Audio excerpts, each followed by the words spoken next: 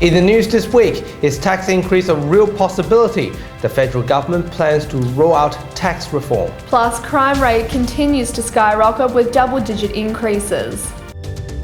This is the Evening News. Good evening. The federal government is now considering a tax reform allowing states to adjust tax percentages to fund schools and healthcare. The issue will be a key topic in this year's COAG meeting, but the opposition fears another wave of tax increases looming as the states struggled to make ends meet. Among the key issues discussed in the COAG meeting is the possibility of a revolution to Australia's tax system.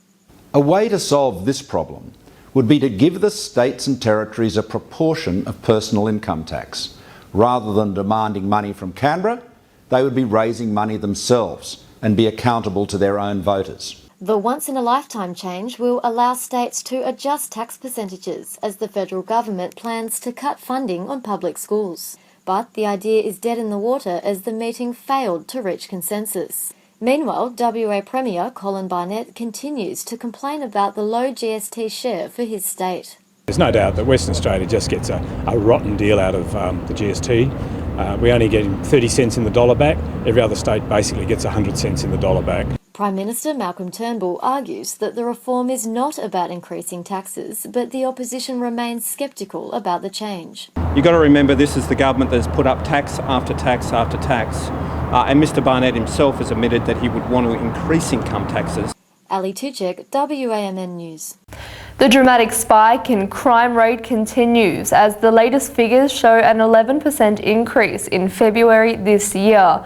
The new policing model is already in effect, but the police minister says it'll take a couple of months before the situation improves in the metropolitan area. The Perth metro area has experienced a double-digit increase in crime compared to the same period last year. Total offences increased by 11%, including a 21% increase in crimes against the person and an 8% increase in crimes against the property.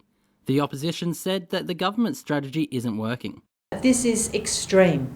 This is a crisis point, yet the government just keeps giving us more of the same. In response, Police Minister Lisa Harvey has stated that it takes time for police to do all the investigative work to break down drug networks. They are working very diligently on that. They are getting some successes, and certainly with the Joint Organised Crime Task Force with our federal colleagues, we're getting some good successes in stopping the supply coming into the state. Ryan Sharman, WAMN News. Premier Colin Barnett has responded to dissatisfaction towards his new ministerial team after this week's cabinet reshuffle.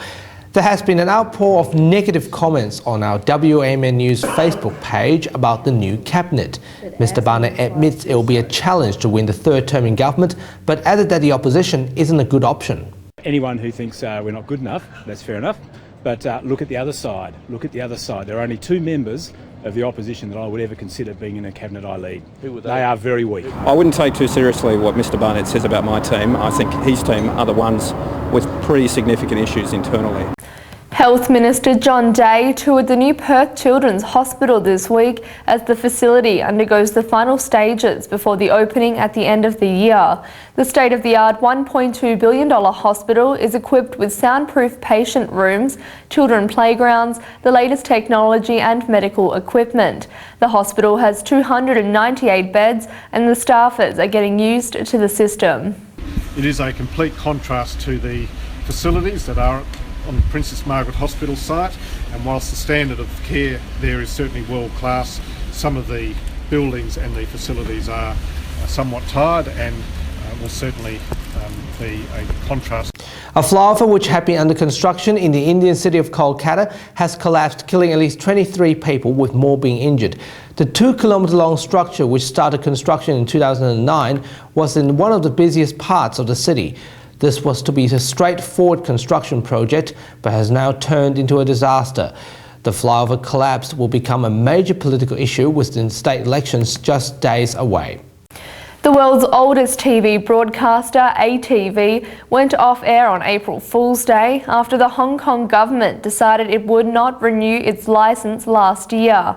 However, many who have worked at the free-to-air station believe that mainland tycoon and ex-investor Wong Ching's mismanagement led to the station's demise.